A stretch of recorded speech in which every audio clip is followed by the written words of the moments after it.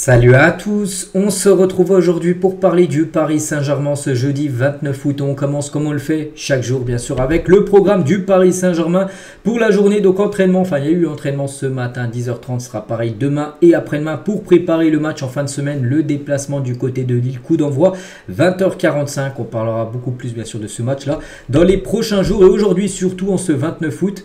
C'est le tirage au sort de la Ligue des Champions. On sait que la LDC avec le PSG, c'est quelque chose de très important bien sûr au club. Donc rendez-vous à 18h pour savoir les 8 adversaires du Paris Saint-Germain. 4 adversaires à domicile, 4 adversaires à l'extérieur bien sûr. Donc c'est quand même une première historique surtout pour la Ligue 1. Donc pour la première fois, 4 clubs français joueront la Ligue des Champions la saison prochaine. Donc bien évidemment le PSG, donc il y a Monaco, Brest, les 3 premiers du dernier championnat. Et Lille qu'on peut féliciter qui est un futur adversaire du PSG. Le LOSC qui s'est incliné hier mais a gagné avec un plus gros résultat lors du match aller. Et du coup qualifié. Donc félicitations à Lille. C'est un beau match bien sûr ce PSG-Lille qui est quand même le premier gros test du Paris Saint-Germain en match officiel en ce début de saison. Donc voilà, félicitations bien évidemment aux autres équipes, en plus bien sûr du Paris Saint-Germain. Et du coup, les 36 équipes qualifiées, parce que vous savez que c'est une nouvelle formule avec plus d'équipes qualifiées. Donc voilà, en gros il y a 4 pots, donc le PSG dans le pot 1, donc il n'y a rien de compliqué. Le PSG affrontera 2 équipes, en gros 4 équipes de chaque pot. Une à domicile et une à l'extérieur. Donc en tout ça fait 8 équipes bien sûr. Donc voilà, tirage au sort 18h. Donc on a hâte maintenant, on ne peut pas faire des pronostics, tout ça, il n'y a pas de pronostics. Ça se fera par un ordinateur. Ça ne peut pas se faire manuellement, sinon ça prendrait 2 à 3 heures. J'ai pu voir, donc ça sera un ordi, en gros un logiciel qui fera le tirage au sort de ces phases de poule de Ligue des Champions. Une petite info aussi, n'oubliez pas qu'il y aura des matchs le mardi, le mercredi, mais également des matchs le jeudi soir de Ligue des Champions. Ça c'est un changement par rapport aux années précédentes à partir des 8e ou quarts comme la formule normale. Donc ça reviendra le mardi, mercredi, mais les matchs de poule, il y aura des matchs également le jeudi. Donc ça se peut que le PSG joue le jeudi soir en Ligue des Champions. Et concernant le ballon qui sera utilisé pour cette nouvelle édition, ce sera ce ballon là. Donc le ballon pour la Ligue des Champions hommes, parce qu'il y a aussi les femmes où le PSG est qualifié. Donc ce sera un ballon de couleur rouge. On continue, on va parler maintenant du mercato, parce que là c'est les dernières infos mercato, parce que bientôt là d'ici quelques jours c'est fini le mercato, donc il n'y aura plus d'infos de mercato. Donc déjà un départ officiel, donc Nordi Mukiele prêté au Bayer Leverkusen, officiel relayé par le PSG. Donc le défenseur français rejoint le Bayer Leverkusen dans le cadre d'un prêt sans option d'achat. Le PSG souhaite beaucoup de réussite à Nordi Mukiele avec le Bayer Leverkusen. Donc on se doutait qu'il allait quitter le club, ça y est, c'est fait. Bonne chance à lui, donc pas d'option d'achat, donc ce qui veut dire que l'été, le 1er juillet, dès la fin de son contrat, donc là il va jusqu'au 30 juin 2025, 1er juillet il reviendra du côté de Paris. Paris le reprêtera, le vendra, le gardera, on ne sait pas. Donc il retourne du côté de la Bundesliga, lui qui avait déjà joué au RB Leipzig à l'époque. Et il a dit, pour moi c'est une bonne chose de retourner en Allemagne, participer à la Ligue des Champions avec le Bayer Leverkusen. Un attrait particulier, j'ai juste hâte de tout donner pour le Bayer, tant au niveau international que dans les compétitions nationales. Donc on lui souhaite bonne chance, on comprend bien sûr qu'il est content parce que il jouait pas à Paris, il était la doublure d'Hakimi, ou Hakimi bien sûr il est très constant, très bon, donc c'est compliqué pour lui d'avoir du temps de jeu. Donc bonne chance à Mukiele du côté de l'Allemagne. Concernant d'autres joueurs, donc Mukiele lui c'est officiel, Carlos Soler, lui on en parle aussi depuis 2-3 semaines, bon ça devrait se faire parce qu'il y a les dernières heures même du mercato, et Soler veut aller à West Ham. Donc le coach de West Ham a fait pression bien sûr pour conclure le deal. Donc West Ham doit vendre. Donc Zouma, Kurt Zouma, un défenseur français de West Ham, devrait quitter le club.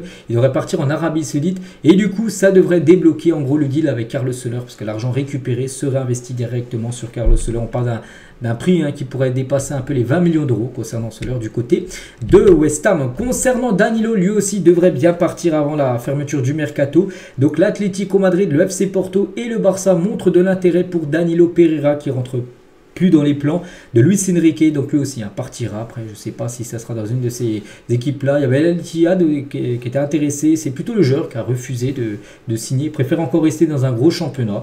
Donc voilà, concernant Danilo. Concernant Milan Skriniar, lui aussi sur le départ seulement un an après son arrivée, devrait partir à accord PSG Al Nasser pour Milan Skriniar d'après Fabrizio Romano.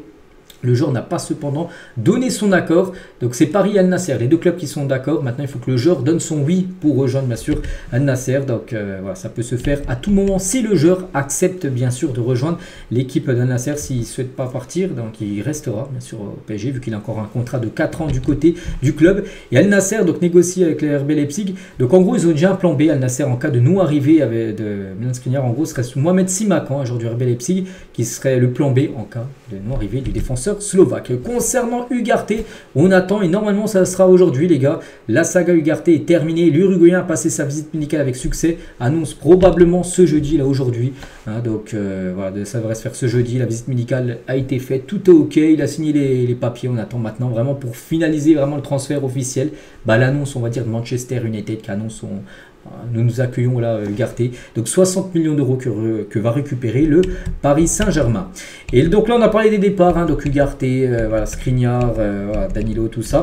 Et dans le sens des arrivées, le PSG les gars veut quand même encore être actif sur cette fin de mercato, parce qu'on apprend aujourd'hui que le PSG espère en recruter encore 2 joueurs minimum avant la fin du mercato. Plutôt une bonne nouvelle. Donc tout d'abord il y a un joueur que le PSG cible, on en a parlé ces derniers jours, c'est le défenseur portugais Thomas Araujo. Le PSG a transmis une offre contractuelle 5 millions d'euros. En gros de salaire, je vous parle à Thomas Araujo. Paris doit encore attendre un départ défensif pour accélérer le dossier. On pense à Skriniar s'il venait à partir. Tout devrait s'accélérer concernant ce joueur. Après, il faut que Benfica accepte, bien sûr. Donc, Chelsea aussi dans la course. Mais Benfica ne serait pas vendeur en cette fin de mercato. Bon, Benfica n'était pas vendeur avec João Neves, ils l'ont vendu. Voilà, donc voilà, ça c'est des trucs à part. Mais voilà, le PSG pourrait essayer de faire, bien sûr, ce joueur Thomas Araujo en cas de départ de Skriniar. Et d'autres pistes, voilà, des pistes, on va dire, tombent à l'eau, comme Coman. Coman était pas mal de fois lié au PSG sur ce mercato.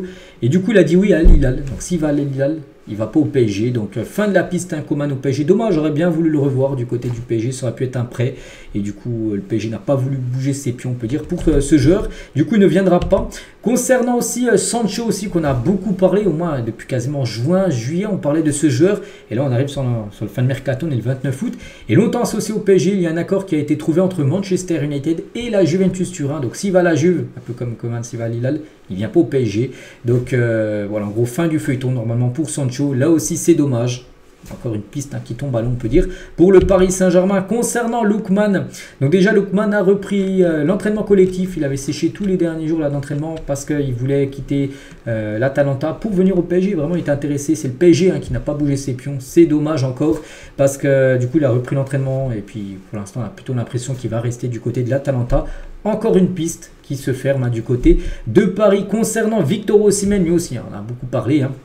Et la direction d'Al Ahly s'apprête à se rendre en Italie pour négocier le transfert d'Osimhen. Donc s'il va à Al Ahly, il ne va pas au PSG.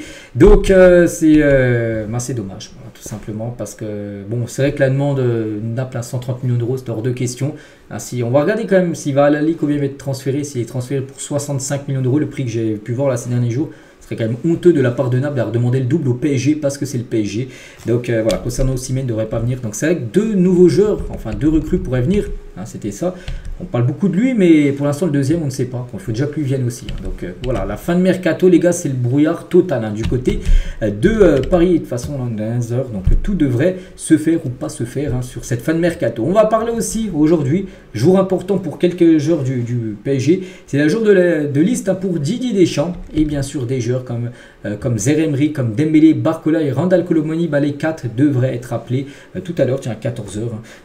Voilà, pour cette future liste où il y a 2 matchs, un France-Italie, un France-Belgique au programme. Et on finit aujourd'hui les gars avec Cyril Hanouna qui se paye Kylian Mbappé, Mbappé ancien joueur. Voilà, on parle de Mbappé parce qu'il a parlé du PSG. Il a dit plus grosse erreur de sa vie d'avoir été au Real Madrid. Ça va être catastrophique. Et le PSG n'a jamais aussi bien joué que sans lui. Voilà ce qu'il a pu dire Cyril Hanouna sur Europe 1. Sur Kylian, bon après le PSG oui a bien joué. C'est les 2 premiers matchs officiels, il n'y a rien à dire. Après les gars, il faut prendre la qualité de l'adversaire. Le Havre et Montpellier, oui c'est des belles équipes, mais c'est pas du niveau du Real, de City, de Liverpool, ces clubs-là.